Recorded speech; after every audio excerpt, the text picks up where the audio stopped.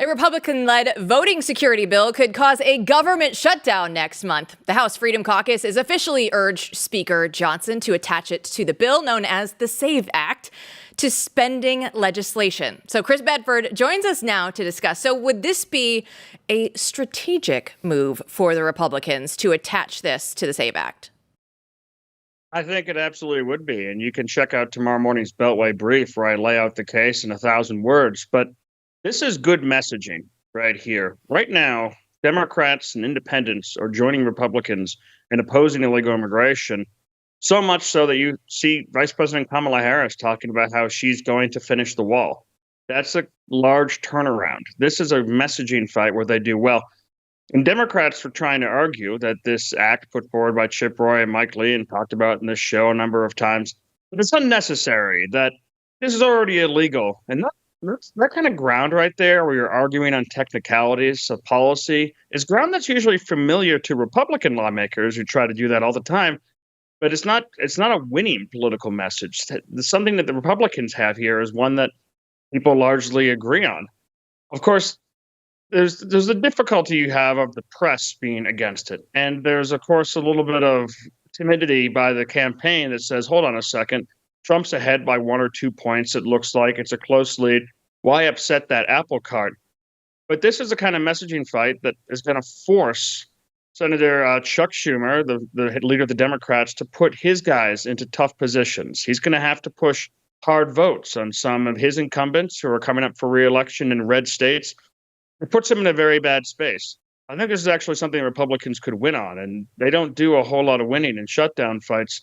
The only person, though, who seriously disagrees with that is Mitch McConnell, but he's somewhat isolated in that position. You and Senator Mike Lee are speaking the same tune because he went on X and voiced his support for the SAVE Act. He said, hats off to Speaker Johnson for attaching the SAVE Act to the September spending bill. If it's a non-starter with Democrats to deter non-citizens from voting, they're going to have to explain that. So, Chris, what are the chances that the Democrats actually explain that their motivations are to stonewall voter ID efforts? Well, some of them are going to have to. I mean, if you're Chuck Schumer, you don't need to. You live in New York. You're going to be reelected when your time comes. You'll be okay. But if you're Tester in Montana or Senator Brown in Ohio, who are both facing really difficult races, likely possibly to lose, and you're people who Democrats really need, then you're going to end up having to explain this. And the reason for that is Chuck Schumer, in order to if the House sticks to its guns and the House passes legislation and the House forces the Senate to take this up, that's a lot of ifs. Basically, the Speaker of the House would have to pass it this week or next, and then maybe leave town again. Or not this week or next week or the week after that when they come back in a session, and then maybe adjourn the House and leave the bill for the Senate to actually have to consider, force them to actually pick it up. Because once they do pick it up, Schumer's going to need 51 votes in order to strip the SAVE Act from government funding and not shut the government down. That means he needs Brown to vote with him, and he needs Tester to vote with him.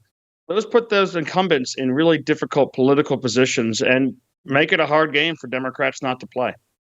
Chris, let's talk about that, making that game harder. I think one of the most remarkable things that I've seen in a while on the insane timeline that is history unfolding these days is Senator Mike Lee getting the retweet from Elon Musk, one of the most powerful men in the world, throwing his weight into this fight for the SAVE Act and saying, look, and pointing it out, coming over the top of the senator online. And, Twitter isn't real life, but it's sort of an amazing group of people coming together on this issue where there's got to be, 100 million plus, views someone's sending me today sent there just by Elon alone. And you see a lot of the tech people coming in to support Lee on this.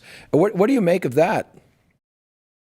What would you have said if a time traveler in 2014 had said, in 10 years, the Kochs will matter not at all. The Bush Empire will be completely anathema to the Republican Party, and you're going to agree with Elon Musk, Donald Trump, and Glenn Greenwald on most things.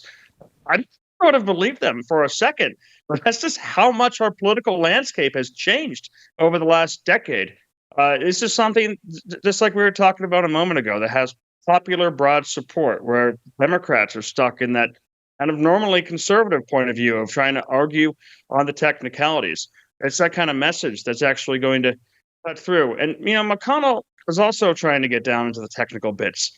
He keeps on telling the press, well, if we open this up, then Democrats will use Senate Rule 22 to attach the John Lewis Civil Rights Act or Voting Rights Act. But I don't think that passes muster. I don't think that he's actually going to be able to get that passed.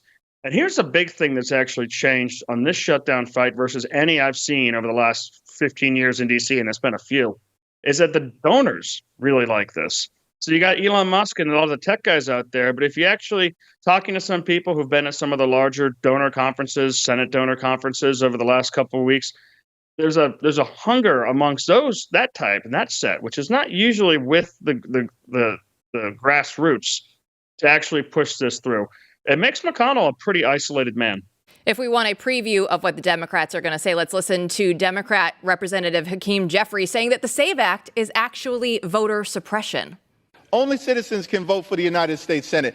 Only citizens can vote for the presidency of the United States. So this extreme MAGA Republican voter suppression bill is not designed to solve any problem on behalf of the American people. It is designed to jam people up and prevent Americans from voting. Only citizens can vote. So if they believe that, then why can't they just put that into law, Chris? Isn't this classic? I feel like the shoes have just switched so dramatically where Democrats are saying, well, we need to, usually the situation is Democrats say, we need to pass this law against this awful thing that usually isn't something that's actually happening and usually would just curtail American civil rights. And Republicans are the ones saying, well, that's already illegal.